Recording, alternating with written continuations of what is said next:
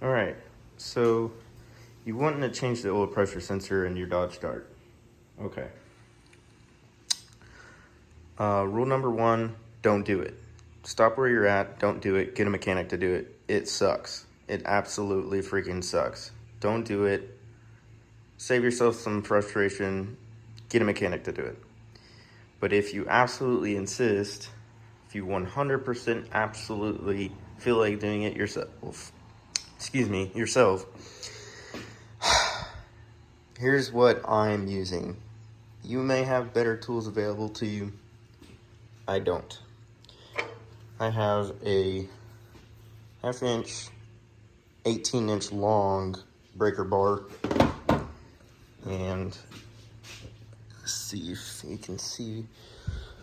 First of all, let me get my socket out of there. You're gonna need one of these. You can pick these up at AutoZone or wherever. It's a 1/1/16 specialized oil pressure sensor socket. $10 or whatever is what it is. So those are pretty much the two primary things I'm using right now. That seems to be all that really is working for me at the moment. So let's see where we're at, okay? I'm gonna dive deep in here. And that's where you're at, right there. That little gold piece right there. That's the new one. And I've struggled hours and hours getting out the old one right here. So, this sucks, guys. I ain't gonna lie to you. I ain't gonna sugarcoat it or anything.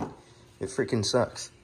Because basically, you have to get your socket in on there by itself because there's so much crap that they put in the way to where you can't even get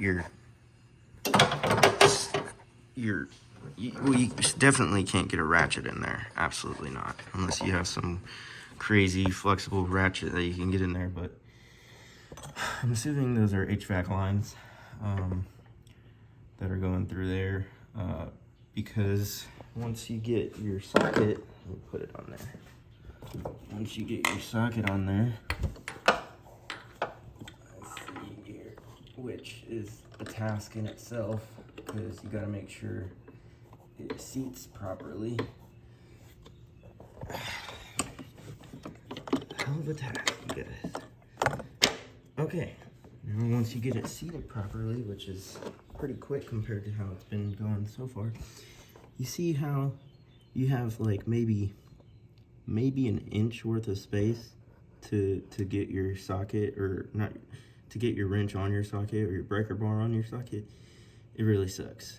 And so then you have to make sure your socket is in the correct position to get your breaker bar in there.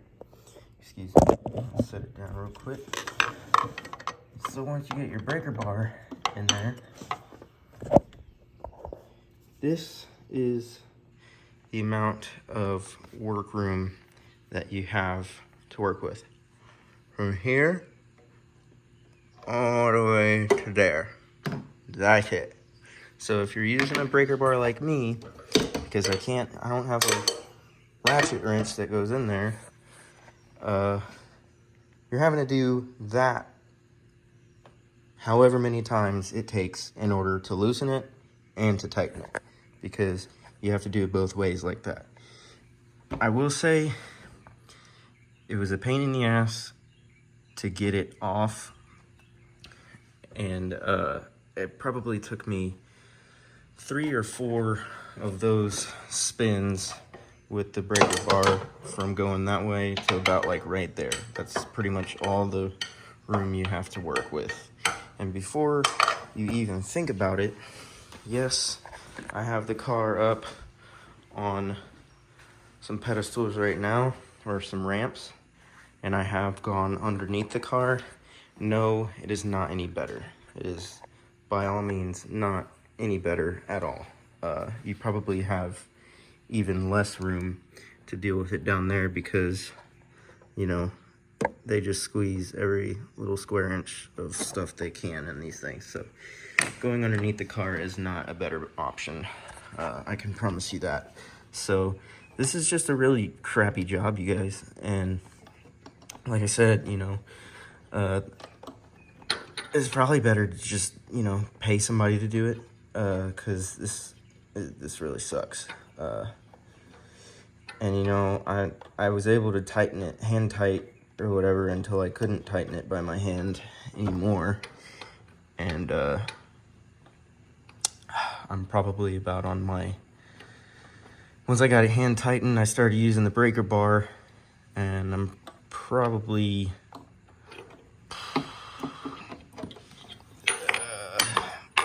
10-15 little turns in right now, which is like less than a quarter of a turn. So it's pretty bad, you guys. I'm not gonna lie. And then I still probably got a little ways to go because I'm pretty sure it's supposed to be flush up against the engine. So probably about got like another 35 more quarter turns to go. So I'm just letting you guys know now. If you don't have to do it yourself, don't do it yourself, because it sucks. It's nowhere near as easy as I thought it was going to be. So, good luck out there, you guys.